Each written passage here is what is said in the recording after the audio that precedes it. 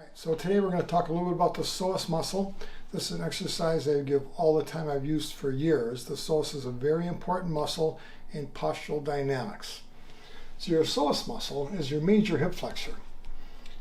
If you're ever eaten a pork tenderloin, it's the same muscle from a pig. You ever eat a fillet from a cow, it's the same muscle from a cow. It's the major hip flexor. It's a big muscle. It comes off the front and lateral aspect of your lumbar spine, starting way up under the 12th rib, so your diaphragm would be here.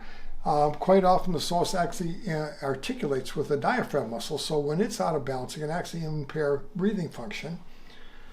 It comes from the front of the spine, it comes down and attaches to the inside and posterior aspect of the leg. Now what the psoas does for living, it raises your leg up and rotates it out. So we use it all the time in life for walking, jumping. A lot of postural stability comes off our psoas. The problem with the psoas muscle is it's a big, strong muscle. It's really hard to stretch.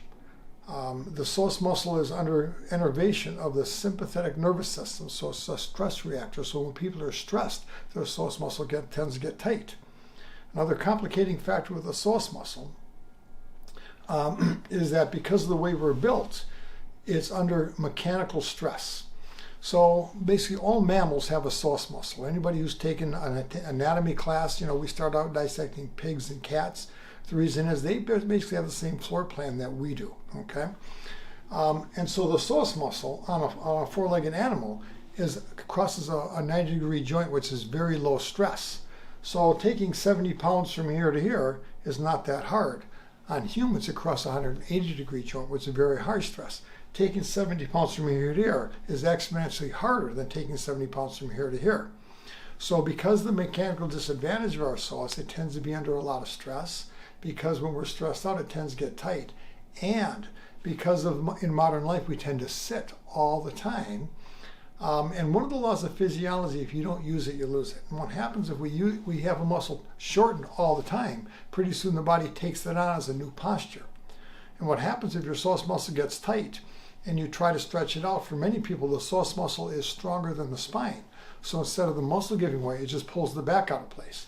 So you'll see, you can oftentimes tell a tight psoas muscle on people if they walk with their foot turned out, or when you lay down and one foot's pointing this way and one foot's pointing that way, that's usually a sign of a tight psoas muscle. Or people with tight psoas muscles walk around with what's called hyperlordosis. They have too much curve in their spine. So one thing that happens with a tight psoas, if it tightens up, it pulls your back forward, and then the back of the side of the spine will get compressed, and you put pressure on the facets, and it creates a lot of back pain. So for many people, they have pain here, and they do all sorts of therapy here, and it may get better temporarily, but it never stays better. Well, the problem is, quite often the problem is coming from the front of the body. Pretty much like if you knock your front end of a car out of alignment and the tires are no longer in balance, the steering wheel shakes, okay? Well, if you go to your mechanic, he wants to tighten on your steering wheel, find a better mechanic, because the problem is not at the steering wheel, the problem is way out the front of the car. And quite often we have pain back here. Very commonly the problem is coming from a tight psoas. So we're going to spend a few minutes talking about how do we stretch out our psoas. Now there's a couple of stretches out there that can work. It can be a tricky muscle to stretch because many of the exercise built for try to stretch the psoas will actually just increase the lordotic curve. It actually pulls the back out of place.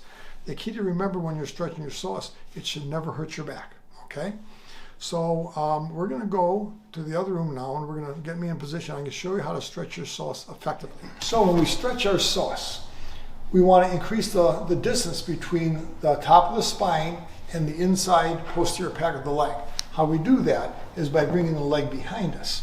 So if anybody has ever taken yoga, a pretty good exercise for the psoas is called the equestrian posture. You bring your body forward, legs, and drop your hip to the floor. The problem with the psoas, and many people say it hurts my back. Well, if the psoas is too tight, instead of releasing the psoas, it pulls the back out of place. So I like to do a modified version of the equestrian pose. I call it the basic Psoas stretch. So I like to put your hands on a chair or a bed or a bench to keep your body upright.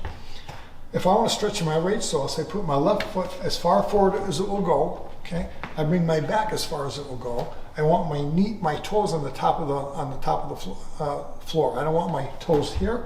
I want my foot like this. Now, if this hurts your knee, you get a pillow and put a pillow under your knee. So this is a hard floor. So I'm going to grab a pillow real quick. My hands are on a bed or a bench. My knee is back, the top of my foot is on the floor. I'll explain why in a minute. Now there's a rotational aspect to the psoas. So to take the rotation out of the psoas, we rotate towards the front foot. Okay?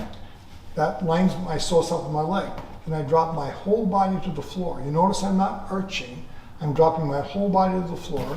I feel a good stretch all in through here, so I can tell me I'm starting to engage my psoas. I rotate, I drop, and then to get a good stretch, I push my back foot into the floor. I push down with the top of my foot. And that engages my psoas, and my psoas has no choice but to stretch. Now you notice my back is neutral. I have no arch in my back. I feel no pressure or pain here. I rotate, I drop, and then I push down with my back foot. Once I feel a good stretch, we want this to hurt good, not hurt bad. Don't do it so that you create a lot of pain, because then you're creating pain activity in the body, and the body will tighten up. We want to relax and stretch the psoas. Rotate, drop, and then push down with the back foot. Once I feel a good stretch down there, I hold that for about 15 or 20 seconds. It takes, on average, for that 17 seconds for that muscle to relax. So I hold it for about 17 seconds, and then I can just feel a release, and I felt my body sink. So we rotate, we drop, and we push down with the back foot. Hold until we feel a little release. It takes about 20 seconds for most people. Now, some people will say, I feel a stretch here. Well, most people are too tight, and you're going to have to work through that.